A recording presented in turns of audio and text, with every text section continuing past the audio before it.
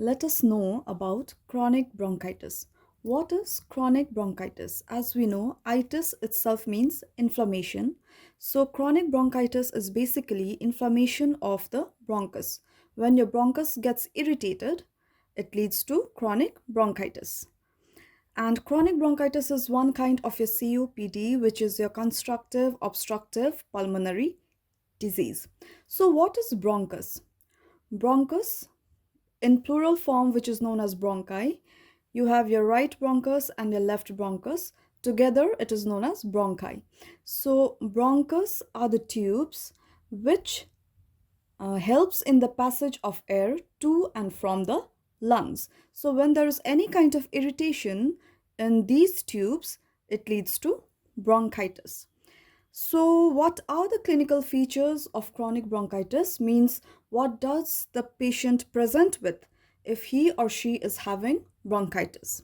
Firstly, there is cough, there is expectoration, large amount of mucus. The mucus may be infected sometimes.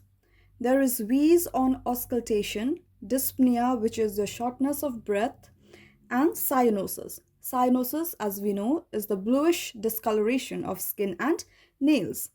And on examination, we can also see barrel chest of the patient. If we do the ABG findings, there is decrease in oxygen level and increase in carbon dioxide. And there is a trick.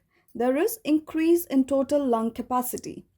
Now, this total lung capacity is not because in bronchitis the patient is able to breathe in oxygen properly, but it is because the person is unable to breathe out the amount of air from the lungs completely.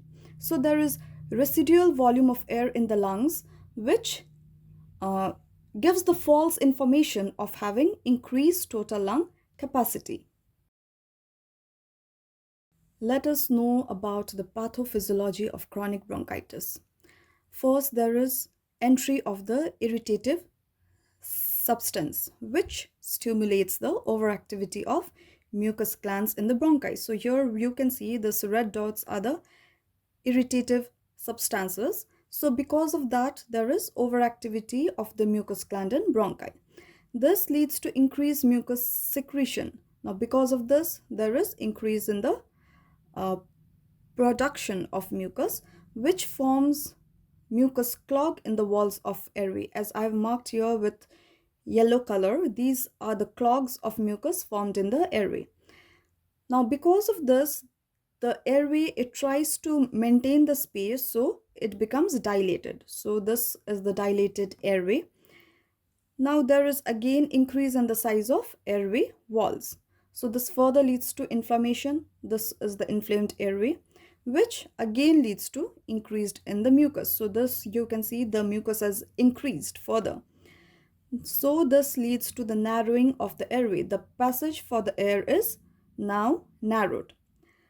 Because of this, because the air passage is narrowed, there is decrease in the ciliary movement.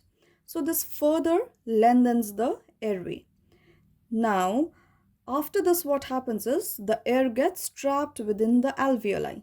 So if this is not treated at this stage, if your bronchitis is not treated, it leads to air trapping within the alveoli. Now, if this is further left untreated, then these alveoli, it comes together to form a bullae. It forms a fibrous ball kind of thing. Now, this will get ruptured if not attended again, and now the patient is called as the patient of emphysema rather than chronic bronchitis.